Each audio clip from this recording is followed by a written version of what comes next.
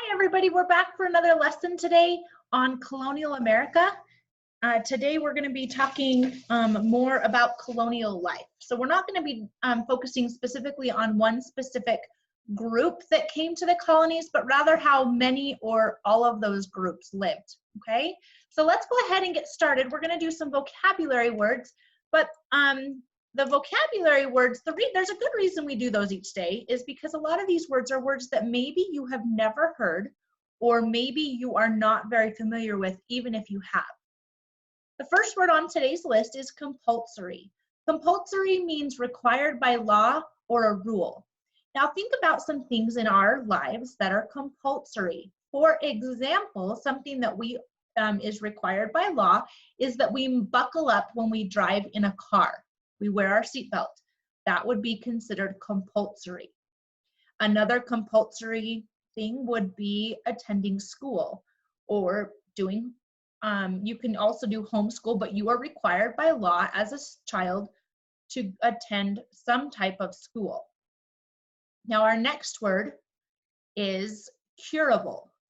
Curable is able to be fixed or healed. Now think of some illnesses that if you go to the doctor and they give you certain medication or do maybe a surgery or certain type of procedure, they can heal you from that. Curable means that it's able to be fixed.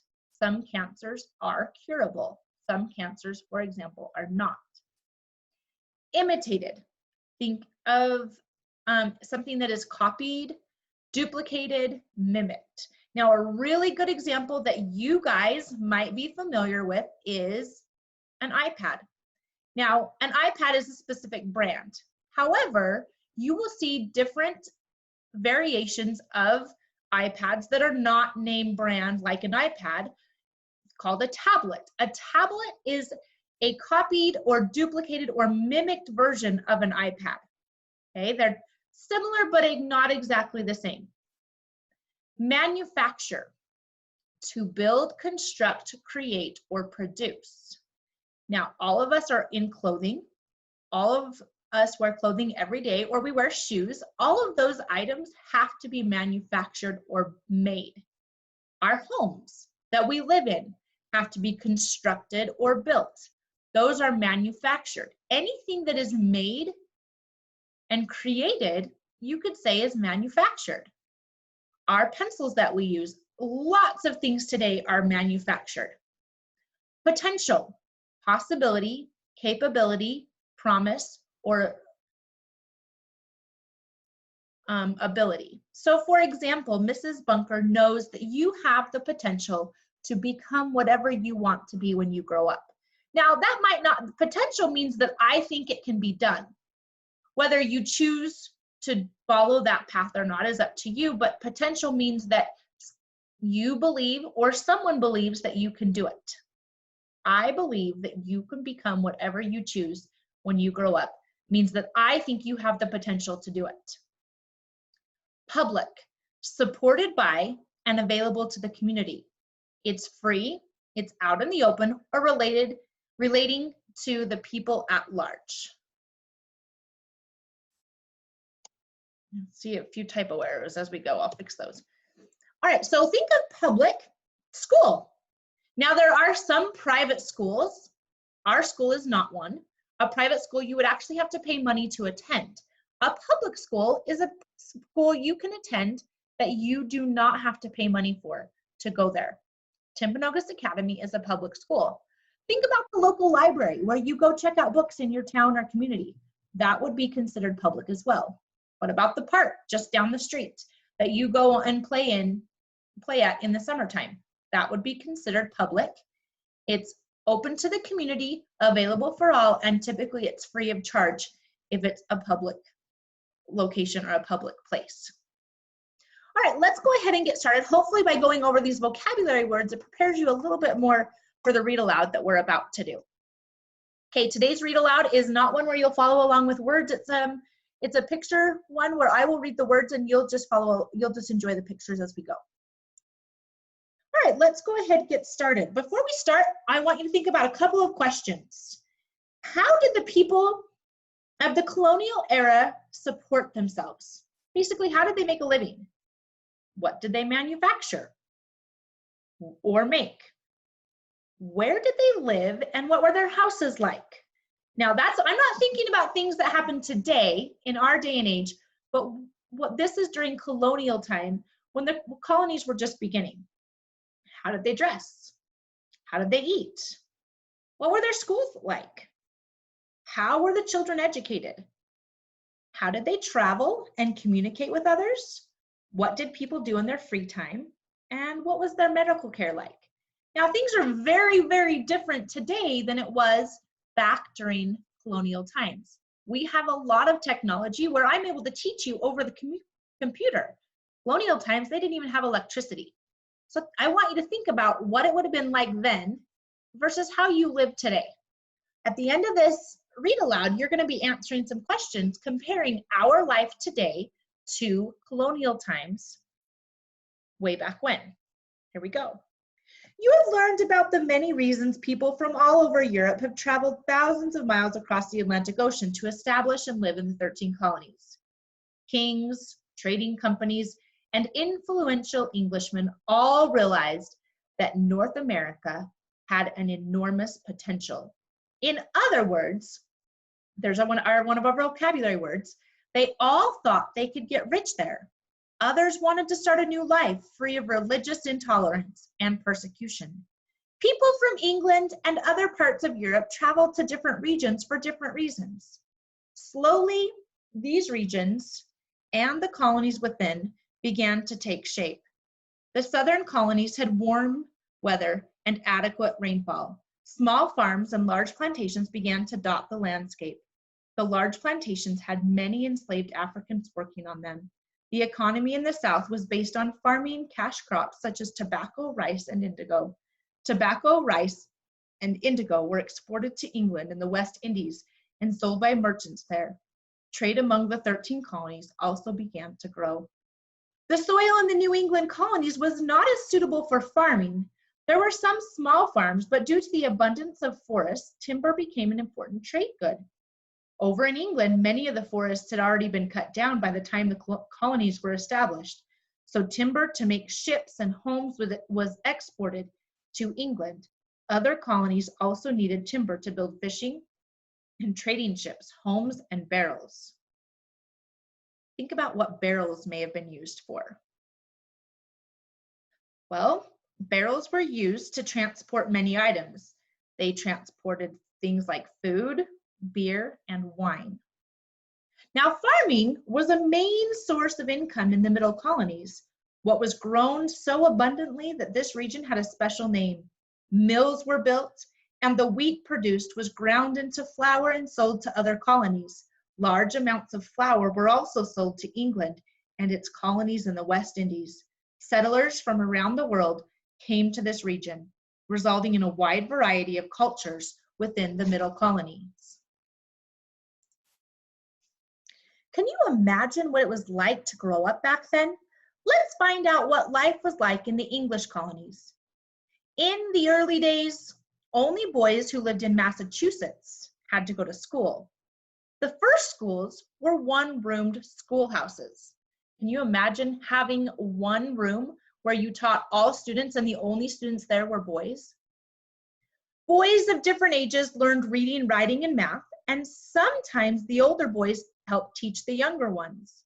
In 1647, a law was passed in Massachusetts that required every town with 50 or more families to support an elementary school. Towns with more than 100 families had to support a grammar school where boys would learn Latin to prepare for college. This was the beginning of public education in America. Over time, every colony began to provide a basic public education. The very first college, Harvard, which I'm sure many of you have heard of today, was founded in New England in 1636. So Harvard has been around a really long time. And now it's one of the most prestigious colleges in the country, and maybe even in the world. In 1693, the second college, the College of William and Mary, was founded in Virginia. William and Mary was named after King William III and Queen Mary II of England. Now, you guys, a public education means that it's provided for and supported by the community. Now, the way that we today support our education is we pay taxes. Tax money is money that is collected by the government that then goes forth to pay for schools and for teachers in those schools. Some boys attended private schools and others were educated at home. Puritan girls were taught to read so they could read the Bible. For many children, the main part of their education was learning a skill so they could grow up and support a family. For girls, that meant learning household skills such as cooking, keeping a vegetable garden, sewing, making candles, and raising children. Some girls might learn to become dressmakers. Why do you think they had to learn to make candles? Now remember, they didn't have electricity back then. Can you imagine how a candle might be important to them? For boys, farming was one of the main occupations. There were many different kinds of apprenticeships, too. Boys as young as 11 years old would serve as apprentices and learn a skill from an experienced artisan. They could learn to be shoemakers, blacksmiths, carpenters, shipbuilders, printers, surveyors, millers, merchants, and glassmakers, among other things. Boys could also train to become lawyers, doctors, or teachers.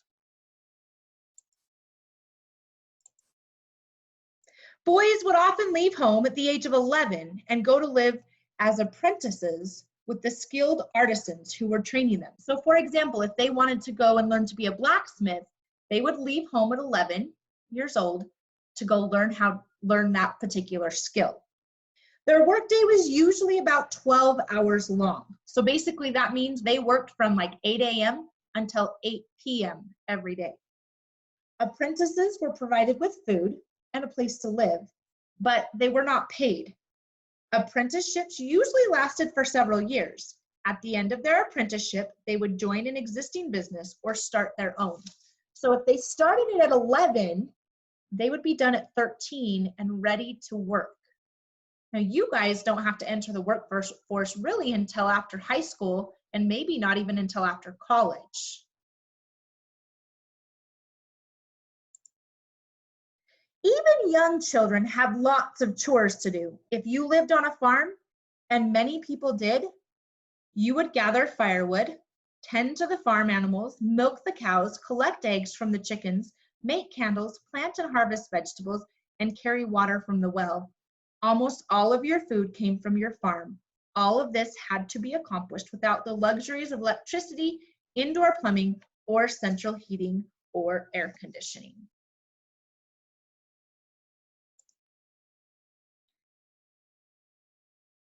Now, I want you to pay close attention about this next part because this is how they played. Much different even so. Well, some of the things they did were similar to what we've played today, and some of the things were very different. Life in the colonies was not all work and no play. Because children spent a large part of their day doing chores, they often found ways to make a game out of their work. For instance, if they were gardening, they might have a game of hide and seek after they finished weeding the garden or picking the vegetables. If they were carding wool, carrying firewood, or turning butter, siblings might race one another to see who would finish first. Children might also sing songs or exchange stories and riddles as they worked when their chores were finished. They played games like blind man's bluff, hopscotch, tag, and a form of jacks using rocks. Now, it said that carding wool was one of their chores. Carding wool basically means separating the wool fibers in preparation for spinning it into wool thread or yarn. Now, there were no toy stores back then, so colonists made toys from things they had in their homes or farms, such as dolls from corn husks or rags. If they had some wood, leather, or string left over, they might make a toy out of it, such as a top or a spinner, or a game like the familiar cup and ball game. Colonists made board games they could play too. One favorite toy might be a hoop left over from barrel making. Children would turn the hoops on their sides and roll them with sticks through the streets. Religion played a key role in the development of many of the colonies. Christians often read the Bible to their children, and children were required to memorize Bible passages. For Christians in New England, attending church was the most important thing they did. In fact, if you were a Puritan, it was compulsory. Do you remember that word? It means it's required by law. So people who were Puritans were required to attend church. It was against the law if you didn't attend church. Now, Puritans worshiped in a meeting house. Sermons could last for several hours. If you fell asleep during the service, there was sometimes someone assigned to wake you up. That person had a long pole with feathers on one end. If someone fell asleep, he tickled the sleeper's chin with the feathers. As you learned in the early days of the colonies, most people produced the food they ate. Corn was a very important crop to the colonists as it was to many Native Americans. Colonists used corn in a variety of ways. There was cornbread, corn cake, boiled and fried corn, corn soup, and corn on the cob. Besides farming, some colonists also hunted and fished. The colonists learned to harvest regional fruits and berries, and they used them in their cooking for seasoning and pies. Apparently, colonists had a very big sweet tooth. Historians have recorded stories about how colonists loved hard candies, pies, and puddings. Now, you guys, colonists didn't have the same advanced dentistry that we have today. So many, because they had such a sweet tooth and they weren't able to care for their teeth the way we are today, had to have their teeth pulled out as they tended to rot. For example, George Washington lost all of his teeth, and he had to have dentures made out of ivory. I also know that he had dentures at one time made out of wood, and as those would wear out, he'd have to get a new set. Now, dentures are basically fake teeth that they would put into their mouth in place of where their real teeth had been. As the colonies grew in size, towns became large cities. Boston, New York, Philadelphia, and Charleston became the largest. The architectural style of each region often imitated or copied the European countries where many of the colonists originated.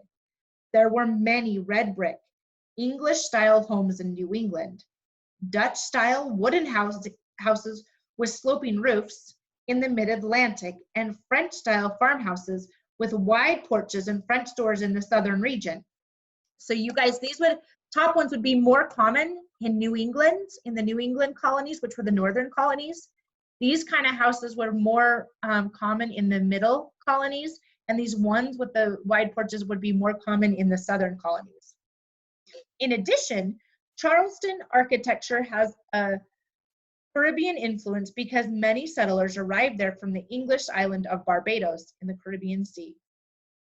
The streets of these towns and cities became busy with horses, wagons, and people. Not everyone worked as a farmer, artisan, or an apprentice. There were many wealthy people who lived in very fine houses in these large cities. Their homes contained only the best furniture, silver, china, and fabric shipped from England. In the early days of the colonies, people relied heavily on imported goods from England.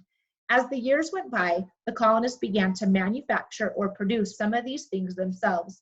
However, the English Parliament still controlled how much manufacturing the colonists were allowed to do. The English did not want to lose the money they made by selling their goods to the colonists. The wealthy colonists paid attention to English fashions, and even on the hottest days could be seen wearing the most elaborate clothing made of the finest materials. Men wore lace stockings and ruffles. They carried swords and powdered their hair. Women wore big, puffy, many-layered dresses and towering hair designs when they were in fashion. Those less affluent colonists who did physical work wore clothes that were made from simpler materials. They often made their own clothes or wore clothes given to them by others. Communication between the colonies was difficult. Most roads were nothing more than wagon trails, although in the larger cities there were a few established highways. Ships traveled up and down rivers and along the coast to bring goods and news from far away. Written communication was one of the only ways of sending and receiving messages, but letters could take weeks, if not months, to arrive. Frequently, letters would go missing. Medicine then was basic, and people died of diseases that are quite curable today. Women gave birth at home and with the help of midwives. Because they did not have the medical care we do today, sometimes women died in childbirth, and many babies died before reaching their first birthday. However, life away from the crowded European towns and cities was somewhat healthier. Okay, that ends our read aloud today. We're going to go ahead and go into some questions. We have to compare and contrast our colonial life to what we have today. So I went ahead and wrote an example from each section during the colonial times and for today, and I want you to add 2 more to it. So for example, only boys went to school in colonial times. Today, all children go to school, whether you do it at home, a private school, or a public school. So I want you to come up with 2 more things you learned about their education.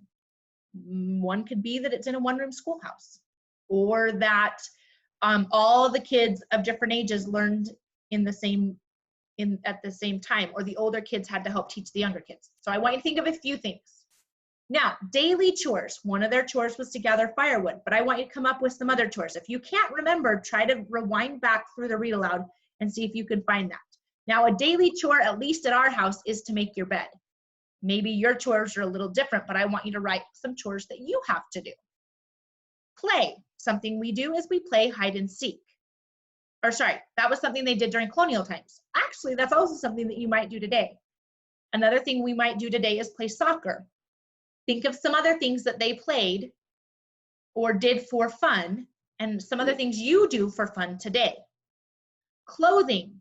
Funny thing, men wore lace stockings and ruffles. What did the women wear? Today, some kids wear school uniforms. What else do we wear? What is our clothing like? Do women always have to be in dresses? Think about that. So I want you to write what is clothing like today. You need to add 2 things to each box that has not already been listed by me. Now, you're going to go ahead, and this is where you have to do the reading independently by yourself. You're going to read chapter 16. I'll give you a few seconds per page, but if you need to pause the video at any time to catch up or rewind a little bit, you may do so. Here we go.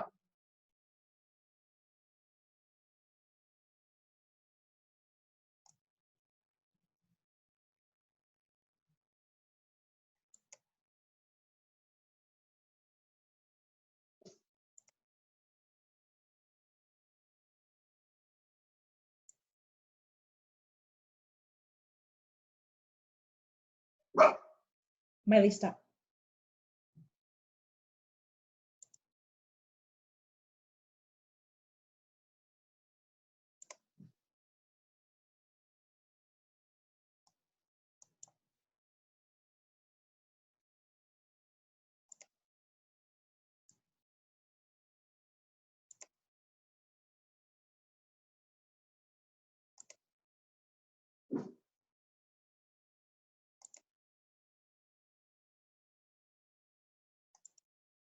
Okay, we're gonna go on to our last bit of lessons. There's actually no questions to answer for that read aloud, so you just go ahead and read it to yourself, and we'll end it with that, okay?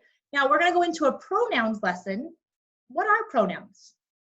Well, pronouns are very simple. They take the place of nouns. If you ever heard the word I, you, he, she, it, we, you, or they, those are all words that take the place of they are words that take the place of a noun. Now, I did an example at the bottom of this page. Mrs. Sorensen and Mrs. Bunker teach 3rd grade. Now, I'm going to take the noun, Mrs. Sorensen, who is a person, and Mrs. Bunker, who is also a person, and I'm going to replace them with one of these pronouns up here in this list. Now, because I am not Mrs. Sorensen, I would not want to use the pronoun I. And I know that Mrs. Sorensen is a girl, so I'm going to choose the word she. Now, because I am Mrs. Bunker, I am going to use the word I for me. So I took this and it goes Mrs. Sorensen and Mrs. Bunker teach 3rd grade, and I replaced Mrs. Sorensen and Mrs. Bunker with the proper pronouns. She and I teach 3rd grade. Now, we've practiced pronouns before, so these shouldn't be completely unfamiliar to you. Let's go into what is a pronoun antecedent. Now, pronoun antecedents are actually really simple. They are words to which the pronouns refer. So for example, the candidate delivered his speech to the crowd. His is a pronoun. Now, who is his referring to? Well, it's referring to the candidate. That means candidate is the antecedent. Now, something to remember is that pronouns and their antecedents must agree in number and gender. Now, that seems kind of confusing, but I'm going to show you on the next page what that means. Pronouns and their antecedents must agree in number and gender. So here's a number example.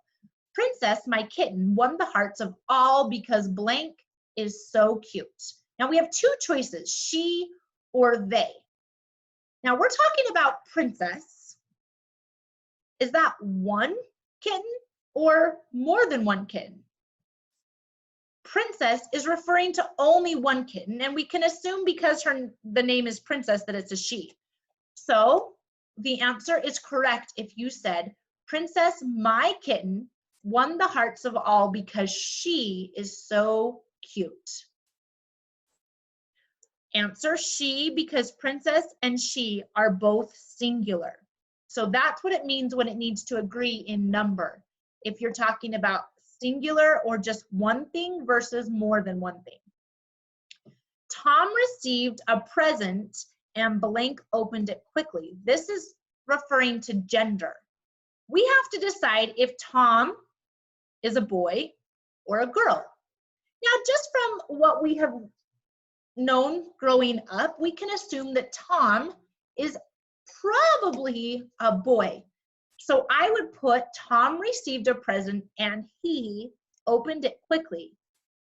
So we have to make sure it agrees gender. You're not going to say Tom received a present and she opened it quickly unless we know for sure Tom is in fact a girl. So the answer is he, because Tom and he are both boys. So when it needs to agree in number and gender, if it's singular, it needs to use a singular pronoun. And if it's plural, you would use a plural pronoun. And if we're talking about a boy, you're going to use he. If we're talking about a girl, you would use she. And if you're talking about something that you don't know the gender of, you would use the word it instead of he or she. This worksheet is in your packet. You're going to go ahead and complete this on your own, but I decided I would help you with the first two. Beth says that blank is happy. She or he. Now, our antecedent says that we are referring to Beth. And I would assume, by knowing what I know, Beth is probably a girl. Beth says that she is happy. The apron needs to be washed because blank is dirty. It or they. Well, we're only talking about something singular, so we know they will not work because they means more than one. And we don't have a gender on apron, so we know it's not a boy or a girl. So in place of apron, we will use the word it. The apron needs to be washed because it is dirty. Okay, that should be pretty simple for you to do. You have two choices at the end of each line. You need to choose the one that is correct. So we've already given you a hint as to which you can choose from. You need to choose the correct one and complete all the way up through not just question 9, but on the back side, question 10. Now the last part is going to require you to finish your sentence with a proper pronoun by looking at the antecedents. Okay, the doctor tapped my knee with a rubber hammer and blank. Here's an example. The doctor tapped my knee with a rubber hammer and he was happy to see my leg kick. Now, doctor is the antecedent or the noun that we need to make sure we're writing the pronoun for. Now, doctor, we don't know if it's a he or a she. You could have put he or she and it would work.